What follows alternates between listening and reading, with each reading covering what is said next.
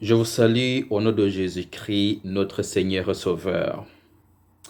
Le message d'aujourd'hui s'agit bien d'un appel au réveil. Un appel au réveil. Avant de commencer, je vous invite pour la prière. Prions ensemble. Notre Père qui es aux cieux, que ton nom soit sanctifié. Que ton règne vienne, que ta volonté soit faite sur la terre comme au ciel. Nous sommes des pécheurs en demandant le pardon de nos péchés, de nos iniquités.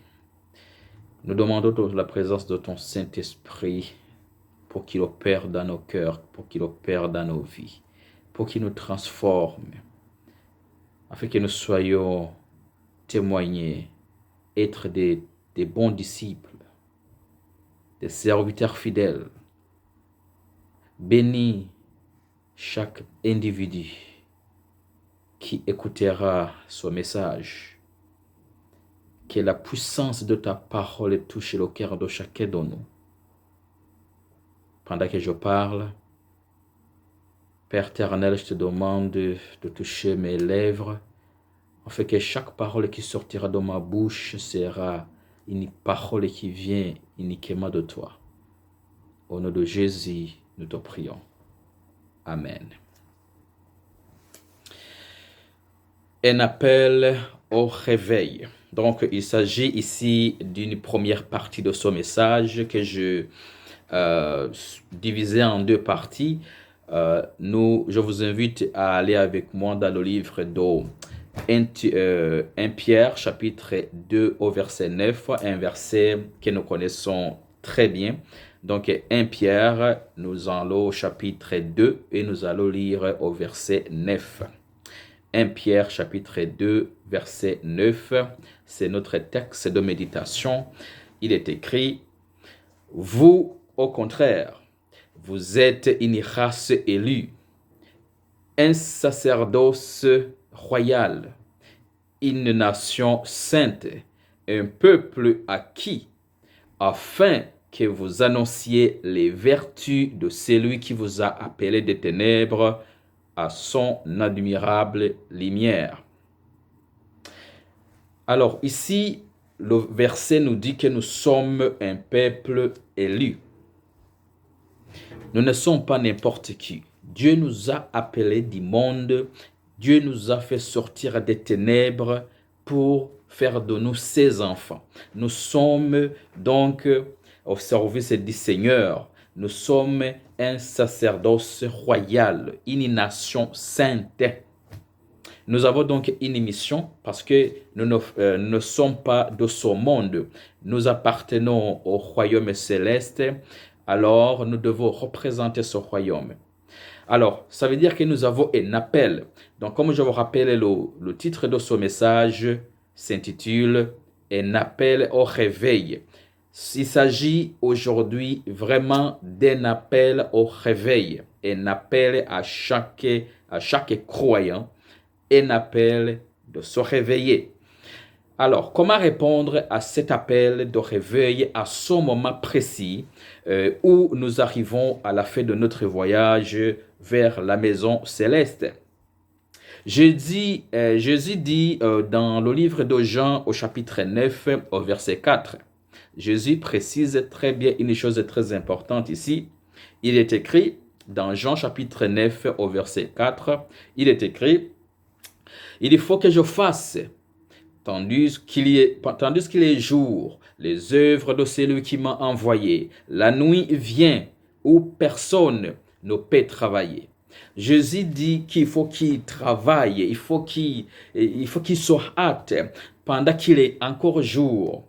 Les œuvres de celui qui lui a envoyé. Donc, il faut qu'il accomplisse sa mission pendant qu'il est jour.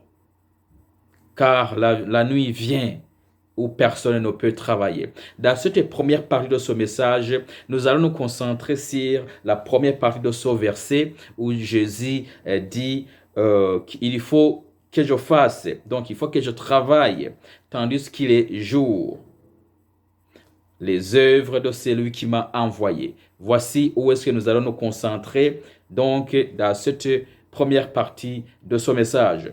Dans la deuxième partie de cette vidéo, nous allons décortiquer le reste du verset. Donc, la nuit vient où personne ne peut travailler. Nous irons à cette partie lors de la deuxième partie de ce message. Mais pour le moment, nous allons nous concentrer sur le fait de travailler pendant qu'il est jour, les œuvres de celui qui nous a envoyés. Alors, nous devons travailler pendant qu'il est jour, chers amis. Nous avons un commandement de travailler pour le Christ. Alors, Dieu nous a appelés, nous a fait sortir du monde, nous avons un mandat, nous avons une mission à accomplir. L'apôtre Paul, il dit dans 1 Corinthiens chapitre 9 au verset 16, l'apôtre Paul, dans 1 Corinthiens chapitre 9 au verset 16, il est écrit: « Si j'annonce l'évangile, ce n'est pas pour moi un sujet de gloire, car la nécessité m'en est imposée et malheur à moi si je n'annonce pas l'évangile. » Ce sont des mots forts. On répète encore. Si j'annonce l'évangile et ce n'est pas pour moi un sujet de gloire, car la nécessité m'en est imposée et malheur à moi si j'annonce pas l'évangile. Alors, ça veut dire que tout disciple du Christ a le devoir d'annoncer la bonne nouvelle du royaume de Dieu qui vient bientôt s'établir sur la terre. Nous avons une mission d'annoncer la bonne nouvelle de ce royaume. Mais comment prêcher cet évangile? Est-ce que ça veut dire que chacun de nous doit devenir pasteur? Est-ce que cela veut dire que chacun de nous doit devenir un évangéliste? C'est une question certainement que chacun se pose en ce moment. Faut-il que je sois pasteur? Faut-il que je sois évangéliste? Parce que nous entendons beaucoup de gens qui disent: bon, je vais servir le Seigneur, je vais servir Dieu, donc il faut que j'aille étudier la théologie. Est-ce que c'est ça qu'il faut qu'on fasse? Alors, dans le livre d'Éphésiens chapitre 4 au verset 8, nous allons découvrir la parole de Dieu qui répond à cette question. Éphésiens chapitre 4 au verset 8, il est écrit: « C'est pourquoi il est dit, étant monté en haut, il a emmené des captifs et il a fait des dons aux hommes. » Alors, il s'agit bien de Jésus avant qu'il ne monte au ciel, juste avant son naissance, son ascension. Alors, le Christ, il a fait des dons aux hommes. Dieu nous a donné des dons pour accomplir la mission. Chacun de nous a un don qu'il doit mettre au service de l'Éternel. Alors, des dons nous ont été donnés pour le travail de Christ. Donc, nous continuons à lire toujours dans Éphésiens, chapitre 4, nous allons lire les versets 11 et jusqu'au verset 12. C'est très intéressant ce que la parole de Dieu nous dit ici. Donc, Éphésiens, chapitre 4, verset 11 jusqu'au verset 12. La parole de Dieu nous dit: « Et il a donné les uns comme apôtres, les autres comme prophètes, les autres comme évangélistes et les autres comme pasteurs et docteurs pour le perfectionnement des saints en vue de l'œuvre du ministère et de l'édification du corps de Christ. » Alors, voici les dons distribués différemment. On relit encore.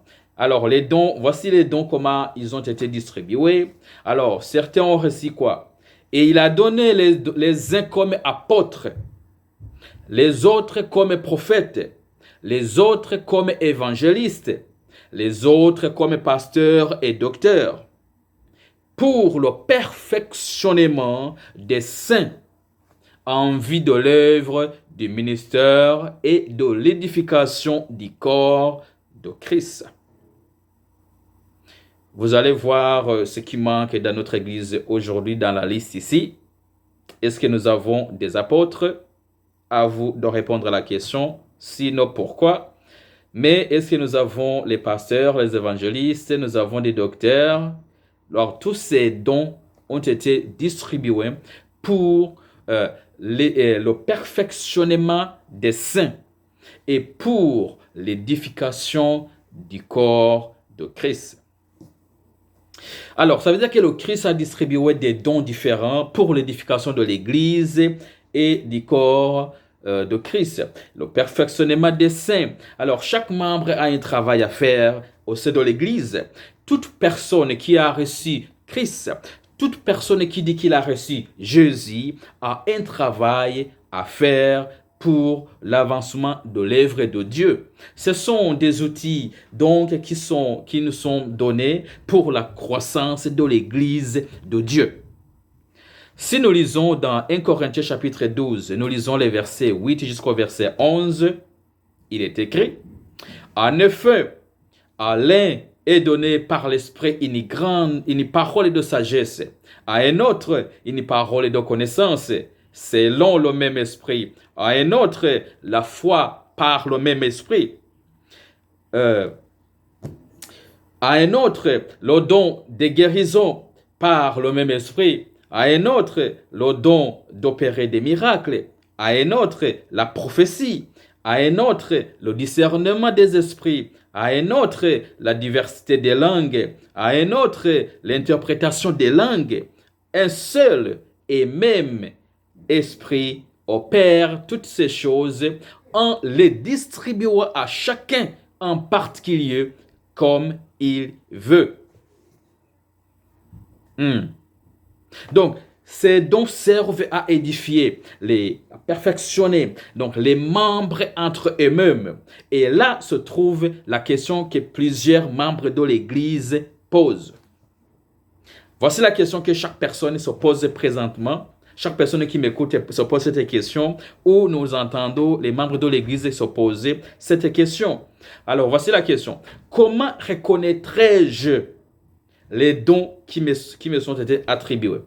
Comment je serai à mesure de reconnaître les dons que Dieu m'a donnés? C'est la question que chaque personne se pose comme question.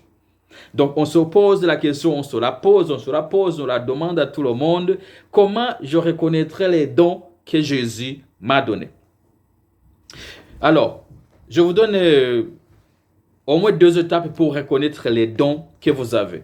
Il y a une façon de les reconnaître. D'abord, la première étape, je vous invite à demander Dieu dans la prière. Donc, allez, priez, demandez à Dieu de vous faire découvrir les dons qu'il vous a donnés. Par la voie de la prière, Dieu vous révélera les dons. Si vous voulez connaître les dons que vous avez, pour les mettre à l'œuvre pour sa gloire, Dieu vous fera connaître les dons qui sont à vous. L'étape numéro 2, comment reconnaître les dons qui sont en vous, c'est de faire de l'exercice dans une activité qui vous intéresse, donc dans l'œuvre de Dieu au sein de l'Église. Qu'est-ce qui vous attire le plus dans l'Église? Il faut participer. Est-ce que c'est accueillir les gens? Est-ce que c'est prêcher la parole de Dieu? Est-ce que c'est chanter? Qu'est-ce qui vous attire le plus? Il faut participer dans toutes les sphères d'évangélisation, de tous les programmes de l'Église. Il faut vous intéresser à tout pour voir qu'est-ce qui vous attire le plus. Où est-ce que vous servez le mieux? Ce n'est pas en restant un membre inactif au sein de l'Église. Ce n'est pas aller à l'Église, rentrer à la maison, revenir sabbat prochain. Ce n'est pas de cette manière-là que vous allez connaître les dons qui sont en vous. Alors, pourquoi est-il nécessaire et important de connaître son don?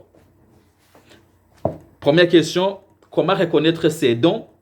La deuxième question, mais pourquoi est-ce si important que je reconnaisse les dons qui sont en moi? Eh bien, chers amis, parce que sans connaître son don ou ses dons, vous ne pouvez pas servir Dieu dans votre meilleure capacité. Il faut connaître ses dons. Il faut savoir où est-ce que vous êtes capable, où est-ce que vous perfectionnez le plus. Et là, vous allez servir Dieu dans votre meilleure capacité. Est-ce qu'il y a un autre moyen facile et sûr d'évangéliser la parole de Dieu? Eh bien, il y a un autre moyen, même un moyen simple, même un petit enfant peut utiliser ce moyen. Donc, il s'agit de distribuer les pamphlets, distribuer des livres, des petits livrets, des littératures. Il faut donc distribuer tout. Là, vous allez partager la parole de Dieu aux autres. En plus de cela, il y a vivre la parole de Dieu quotidiennement. Il faut être des vrais disciples du Christ, là où on habite, là où on travaille, là où on étudie, partout où on s'en va. Il faut que les gens voient qu'il y a une différence. Et lorsqu'une vie est transformée, lorsque le Saint-Esprit nous habite, il y a un changement radical entre la vieille personne et la nouvelle personne. Donc, lorsque les gens vous observent, ils vont dire, ah, il y a un changement dans ta vie. Qu'est-ce qui s'est passé? Mais lorsque tu rencontres le Christ, mais tu es toujours la même personne, là, il y a un problème. Donc, si nous vivons la parole de Dieu quotidiennement dans notre mode de vie, alors là, on pourra mener les gens au Christ. Le problème, c'est que nous ne changeons pas, et même si nous parlons la parole de Dieu aux autres, ils n'écoutent pas, ils ne nous suivent pas, parce que notre manière de vivre est bien pire. Bien pire. Qu'est-ce qu'on a de plus que les autres? Est-ce qu'on s'habille mieux? Est-ce que nos mariages fonctionnent bien, sont remplis de joie, durent longtemps ou jusqu'à la mort de l'un des époux? Est-ce que c'est le cas parmi les enfants de Dieu? Qu'est-ce que nous avons de plus attirant pour que les autres nous suivent pour dire, ah, j'aimerais rencontrer ton Dieu? Est-ce que c'est le cas pour nous? C'est la façon idéale. Ne cherchez pas à louer comment partager la bonne nouvelle. Ta bonne conduite, ton comportement, ton apparence peuvent attirer les gens vers le Christ. Mais si ton mode de vie, ton comportement n'est pas différent, alors il n'y a personne qui va te suivre. Même si tu ouvres la bouche pour parler, personne ne sera attiré par tes paroles, parce que tu ne vis pas la parole de Dieu. Que se passera-t-il si on n'utilise pas son talent? Si j'ai des dons, si j'ai un don et que je ne l'utilise pas pour la gloire du Seigneur, pour la gloire de Dieu, que se passera-t-il? Souvenez-vous de ce qui l'apôtre Paul a dit dans 1 Corinthiens chapitre 9 verset 16, où il a dit, si j'annonce l'évangile, ce n'est pas pour moi un sujet de gloire, c'est la nécessité qui m'en est imposée, et malheur à moi si j'annonce pas l'évangile. Alors qu'en est-il de moi et de vous? Si nous ne mettons pas nos dons, nos talents au service de Dieu, qu'est-ce qui va nous arriver, vous et moi? J'aimerais qu'on découvre les paroles de Jésus qu'on lit dans Matthieu chapitre 25 verset 14 jusqu'au verset 30, et nous allons avoir la réponse chez Jésus lui-même. Donc, dans Matthieu chapitre 25 verset 14 jusqu'au verset 30, il est écrit, il en sera comme d'un homme qui, partant pour un voyage, appela ses serviteurs et les remit ses biens. Il y donna 5 talents à l'un, 2 à l'autre, et était un troisième à chacun selon sa capacité, et il y partit. Aussitôt, celui qui avait reçu les 5 talents s'en alla et fit valoir, et il y gagna 5 autres talents. De même, celui qui avait reçu les 2 talents en gagna 2 autres. Celui qui n'en avait reçu qu'un alla faire un creux dans la terre et cachant l'argent de son maître. Longtemps après, le maître de ses serviteurs revint. Il leur fit rendre compte. Celui qui avait reçu les 5 talents s'approcha en apportant 5 autres talents. Et il dit, Seigneur, tu m'avais remis 5 talents, voici, j'en ai gagné 5 autres. Son maître lui dit, c'est bien, bon et fidèle serviteur. serviteur, tu as été fidèle en peu de choses. Je te confierai beaucoup. Entre dans la joie de ton maître. Celui qui avait reçu les 2 talents s'approcha aussi et il dit, Seigneur, tu m'as remis 2 talents. Voici, j'en ai gagné 2 autres. Son maître lui dit, c'est bien, bon et fidèle serviteur. Tu as été fidèle à un peu de choses. Je te confierai beaucoup. Entre dans la joie de ton maître. Celui qui n'avait reçu qu'un talent s'approcha ensuite et il dit, Seigneur, je savais que tu es un homme dur qui moissonne où tu n'as pas sémé et qui amasse où tu n'as pas vanné. J'ai eu peur et je suis allé cacher ton talent dans la terre. Voici, prends ce qui est à toi. Son maître lui répondit, serviteur méchant et paresseux, tu savais que je moissonne où je n'ai pas sémé et que j'amasse où je n'ai pas vanné. Il te fallait donc remettre mon argent au banquier et à mon retour, j'aurais retiré de ce qui est à moi avec un intérêt. Ôtez-lui donc le talent et donnez-le à celui qui a les 10 talents. Quand on donnera à celui qui a, et il sera dans l'abondance, mais à celui qui n'en a pas, on ôtera même ce qu'il a. Et le serviteur inutile, jette-le dans les ténèbres du dehors, où il y aura des pleurs et les grincements de dents. Ne posez pas la question, mon cher ami, à savoir pourquoi tu as reçu un seul talent tandis que l'autre en possède plusieurs. Donc, comme nous avons déjà lu, bon, il y en a, tu peux avoir un talent, quelqu'un peut avoir 2 talents, quelqu'un peut avoir 3 dons, 5 dons. Donc, on ne pose pas de questions car nous ne sommes que l'argile. Dieu est le potier.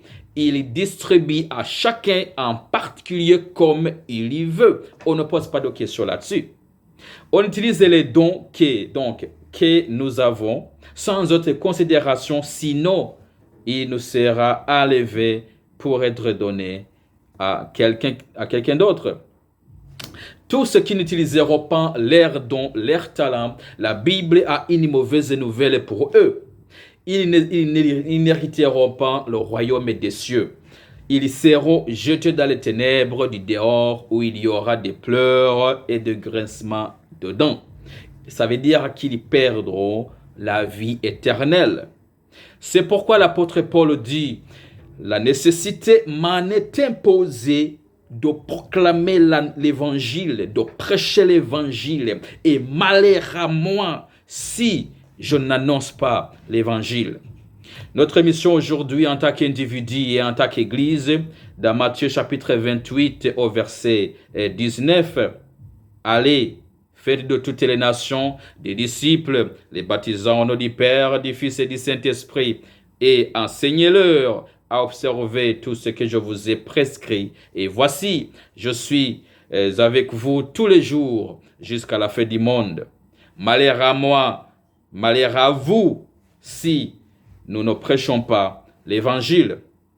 C'est la fin de cette première partie. Dans la deuxième partie, nous verrons ensemble le reste du verset que nous avons lu dans Jean chapitre 9 au verset 9. Donc la deuxième partie du verset que nous aborderons, la nuit vient.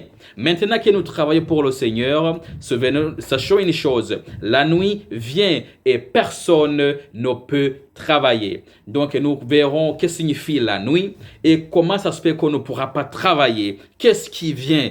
Ne ratez pas la deuxième partie. Que Dieu vous bénisse, qu'il nous aide tous à découvrir chacun son ou ses talents et les mettre au service de Dieu. L'histoire de ce monde, chers amis, arrive à sa fin. C'est maintenant plus que jamais de répondre à cet appel de réveil.